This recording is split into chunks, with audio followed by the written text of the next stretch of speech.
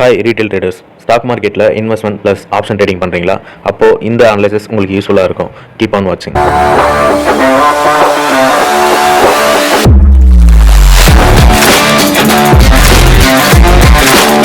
Market நம்ம analysis படி தான் மூவ் ஆகுது. ஏன்னா நம்ம புட் செட் கரெக்ஷன் தான் இருக்குன்னு போன ஃப்ரைடேலேருந்து சொல்லிட்டு இருந்தோம். அதுக்கேற்ற மாதிரி தான் 21,800 21,500 ரீச் ஆயிருக்கு.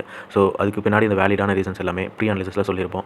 இப்போ இன்ஃபோசிஸ் ஏன் இவ்வளோ கீழே வருது, அதுக்கு பின்னாடி என்னென்ன ரீசன்ஸ் இருக்குது அப்படின்றத இந்த அனலைசிஸில் பார்ப்போம். புட் ட்ரெண்டுக்காக புட் சைடு எடுத்த ஒரு ட்ரேடை இன்றைக்கி மதியம் க்ளோஸ் பண்ணியிருப்பேன். அதுக்கான ரீசன் லைவ் மார்க்கெட் அனலைசிஸில் போஸ்ட் பண்ணியிருக்கேன். வேணா செக் அவுட் பண்ணுங்கள். ப்ரீ மார்க்கெட் அனலைசிஸ்லேயே நான் சொல்லியிருப்பேன் மார்க்கெட் ஒரு எலைட் வேவை ஃபார்ம் பண்ணுது அப்படின்னு. ஸோ அப்படி இருந்தாலும் நியர் எக்ஸ்பி கிட்ட எப்பயும் ஒரு கன்சால்டேஷன் நடக்கும். ஸோ அதுதான் இப்போ நடந்துச்சுன்னு சொல்லலாம். ஏன்னா பேங்க் நிஃப்டி ஒரு வேலட்டைல டுடே இருந்துச்சு.